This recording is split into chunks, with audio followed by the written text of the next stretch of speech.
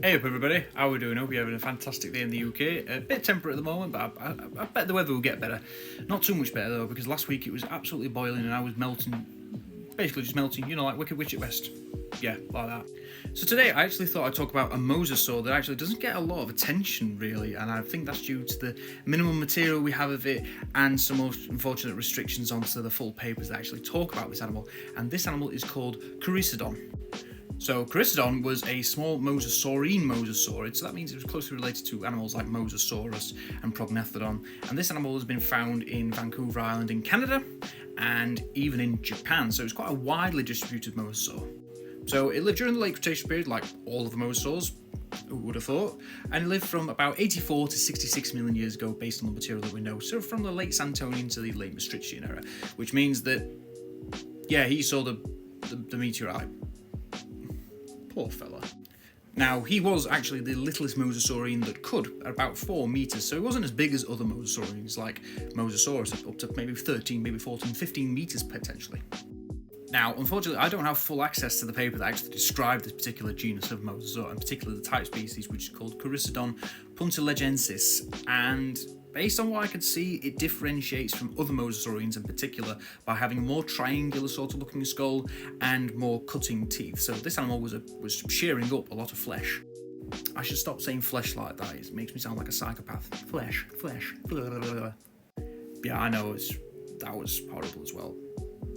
I'm so sorry.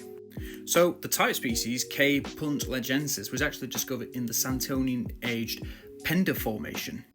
So the word Penda actually derives from Puntledge, after the Puntledge River, which is where Kourisodon was originally found. And this is a river that routes through Vancouver. And funnily enough, the word Puntledge also derives from the Pentlatch people, which were an indigenous people local to Vancouver. So yeah, a lot of derivatives there, and it all connects to indigenous people, the area, and this cool little mosasaur. So the Penda Formation, where Kourisodon was actually found, actually represents one of the most northern parts of the Western Interior Seaway, which was the seaway that cut North America in half during the late Cretaceous period, and where we can find a whole host of other mosasaurs.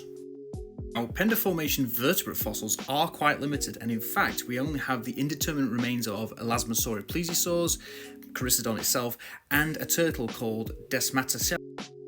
And based on speculation, I suspect that we have other marine faunas like fish, corals, and bivalves there. So what's interesting about the Penda Formation where Kourisodon is from is that it seems to actually be an isolated part of the Western Interior Seaway. So it seems that these faunas actually evolved separately from other Western Interior Seaway faunas. So Kourisodon was actually evolving to become a bit of a unique mosasaur.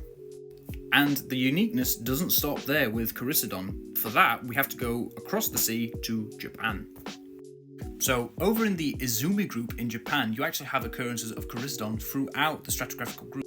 So we have the Upper Campanian Hycta Formation, and in this formation we actually find skull material of Kourisodon along with the compressed teeth that are typical of the genus. And then in the later Maastrichtian age Mutsu Formation, we actually have teeth that are similar to Kourisodon, so they could have come from Kourisodon or a Kourisodon-like animal. And yes, again, Maastrichtian means that probably Kourisodon or its descendants would have seen the meteorite strike, about 66 million years ago, the big boom. However, in the Mutsu Formation, you actually have unidentified species of Platycarpus and the larger Mosasaurus. Now, both these animals were bigger than Kourisodon. Platycarpus could be 5 to 6 meters in length, and the large Mosasaurus could be up to maybe 13 meters. So these were big animals that were competing with Kourisodon.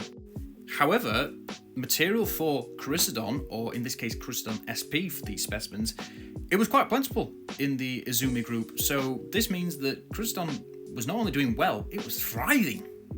And this probably meant that Kourisodon was probably niche partitioning, so it was probably going to have to spray different from Platycarpus and Mosasaurus. I mean, small 4-meter mosasaur could be pretty good food for Mosasaurus, so Kourisodon probably had to keep out of the way of the big boys. In the paper that actually describes the Japanese material of Kourisodon, there's actually 2 explanations put forward to why this mosasaur is particularly plentiful.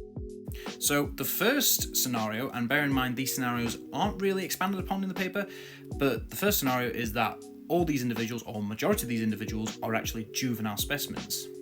Now, as we know with a lot of animals, a lot of juveniles don't survive their first year or their first couple of years living and actually get picked off by predators, disease, or injuries. Now, this gets my noggin going a bit, but if these are juvenile specimens, they should have juvenile traits, and this really isn't expanded upon in the paper, so I don't know with that. But if these are juveniles, this probably implies that there is a nursery nearby where all these Kourisodons were actually given birth to by their mothers. The nursery provided a protective area for these animals to grow for maybe the first few months or maybe the first few years of their life, and then when they got old enough, they could actually disperse into the ocean and live out the rest of their lives.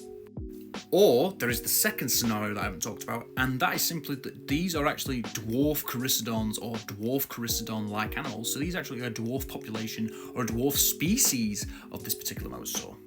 And again, the easiest explanation for this is, well, Kourisodon was amongst giants and probably had a niche partition, so being a smaller mosasaur means that you can keep out of the way of the larger mosasaurs and go after prey that they're not going after, like small fish, small cephalopods like squids and ammonites. Now, because the Izumi group is actually later than the Penda formation, this also brings in some speculation that I've got. So, what if the Kourisodon that evolved in the northern western interior seaway actually migrated to Japan and actually became even smaller because there was a lot of competition with the increased diversity of mosasaurs, particularly around the Campanian. Remember, the Campanian is where Mosasaurines, in particular, exploded in diversity, and there was loads of different species, including the emergence of the top dog, Mosasaurus. And, based on the available data that we have, these areas were actually low in Mosasaurine diversity, so it means that Kourisodon had a pretty good start, and when it moved over to Japan, where there was Platycarpus and Mosasaurus, that's when it had to adapt and maybe shrunk in size. So yeah, really limited material on this particular mosasaur, but I thought it was a pretty interesting mosasaur that I wanted to highlight. So, hope you're all having a good day, hope you find this video interesting, and I'll see you later. Ta-da, bye.